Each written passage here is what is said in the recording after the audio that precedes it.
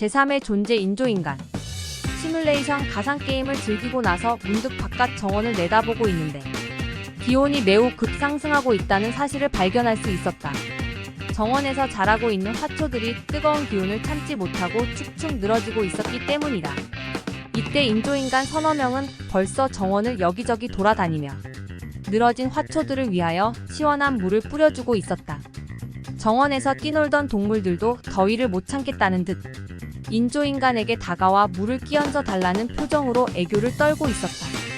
인조인간들은 목말라하는 나무에 시원한 물을 뿌려주고 덥다고 힘들어하는 동물들에게도 시원한 물을 적셔주며 정원 관리사로서의 업무를 훌륭하게 수행하고 있었다.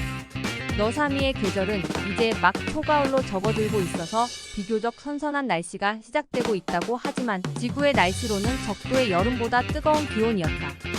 인조인간들은 그 무더운 날씨에도 아랑곳하지 않고 정원에서 햇볕에 시들거리는 풀과 화초와 나무들을 위해 열심히 시원한 물을 뿌려주는 모습들이 대견하게 느껴졌다. 가까이 다가온 동물들에게 장난기 어린 동작으로 물을 끼얹어주는 모습이 천진난만한 소년처럼 느껴지기도 했다. 인조인간들은 정원의 화초와 나무와 동물들의 이름을 모두 외우고 있었고 그것들과 자연스럽게 대화를 나누며 물이 필요하면 물을 주고 먹이가 필요하면 먹이를 주기도 했다. 인조인간들은 높은 나무의 꼭대기에도 자연스럽게 올라다니며 나뭇가지나 잎을 다듬어 주기도 하고 열매를 따서 내려와 정원의 동물들에게 나누어 주기도 했다. 샤르별의 나무들은 매우 크게 자라는데 50m, 100m 이상의 키 큰 나무도 얼마든지 쉽게 눈에 띄었다. 키가 높은 나무들을 인조인간들이 자유스럽게 올라다니는 비결이 있었다. 공중으로 날아다니는 가차시 방석 때문이었다. 가차시 방석에 앉으면 나무 꼭대기나 건물의 꼭대기로 자유스럽게 날아다니며 이동할 수 있고 실내의 높은 공간도 자유스럽게 오르내릴 수 있어 매우 편리한 장치였다. 루스버 성의 넓은 정원에는 많은 종류의 애완동물들이 살고 있었는데 이 동물들에게 먹이를 주는 담당이 인조인간이었다. 그래서 인조인간이 가차시 방석을 타고 높은 나뭇가지로 날아 올라가서 맛있는 열매를 따기 시작하면 귀여운 동물들이 벌써부터 나무 그늘로 모여들며 빨리 먹이를 달라고 응석을 부리기 시작한다. 귀여운 동물들이 높은 나뭇가지에서 열매를 따고 있는 인조인간에게 응석을 부리는 장면이 그렇게 사랑스럽게 느껴질 수 없었다. 샤르별의 존재들은 아무리 맛있는 과일도 입에 대는 일이 없고 아무리 맛있는 음식도 입에 대는 일이 없기 때문에 맛있는 과일이나 열매들은 언제나 동물들의 몫일 수밖에 없었다. 그래서 샤르별에는 동물들의 먹이가 풍부하고 사람과 동물 사이의 관계가 매우 좋은 편이었다. 특히 사람과 동물들의 관계를 친숙하게 만들어주는 장본인이 인조인간이라고 설명할 수 있었다.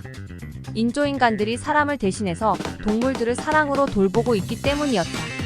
인조인간들은 사람을 대신해서 쉴 새 없이 정원을 가꾸고 건물을 관리하기 때문에 루스버 성은 더욱 빛을 내며 반짝거리고 정원의 화초와 나무와 생물들은 건강하게 잘 자라고 있다고 설명할 수 있었을 것이다.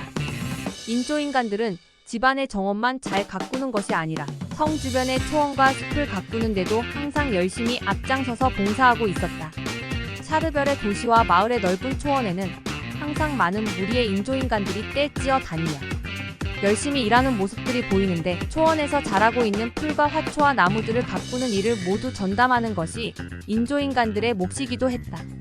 하늘에서 내려다보면 넓고 끝없이 펼쳐진 초원, 그 초원에서 자라고 있는 꽃과 나무와 열매들의 아름다운 자연의 물결, 그리고 평화로운 모습으로 잘 어울리며 살아가는 동물들, 이런 것들이 모두 인조인간들의 희생과 봉사로 이루어지고 있다고 생각하면 소중하고 기특한 일들이 아닐 수 없었을 것이다. 인조인간들은 신선들의 손에 의해 창조된 문명의 이기들로서 기계도 아니고 생명체도 아니지만 자유로운 의사표현과 제한된 감정 전달이 가능하고 높은 기능과 지식을 겸비한 제3의 존재들이라고 설명할 수 있었다.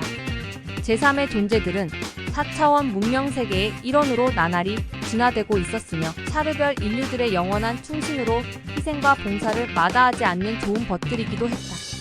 샤르비네와 내가 루스버 성 안에 설치되어 있는 미로의 방들을 찾아다니며 여러 가지 체험에 몰두하고 문명의 이기들을 즐기다가 막히는 부분이 있으면 우리를 수행하고 있는 시종 인조인간을 불렀다. 시종 인조인간들은 우리가 어디를 가더라도 동행했고 힘들고 어려운 일이 발생했을 때는 수행 중인 인조인간들이 지키지 않더라도 스스로 알아서 처리해주곤 했다. 그렇게 충직한 인조인간 수행원들을 대동하고 살아가기 때문에 사르별 존재들은 신선의 품위와 신선의 삶을 즐기며 살아가고 있다고 설명할 수 있었을 것이다. 수행원 인조인간은 어떤 일이든지 부르면 1초 이내로 달려와 얼굴을 내밀며 친구야, 무엇이 필요해? 필요한 일은 내게 맡겨. 빨리 말해. 난 친구를 위해 무엇이든 부탁을 들어줄 수 있으니까. 하고 겸손하고 애교스럽게 대꾸했다. 그렇게 친절하고 겸손한 인조인간에게 부탁한 일들은 무엇이나 막힘없이 잘 해결되었다.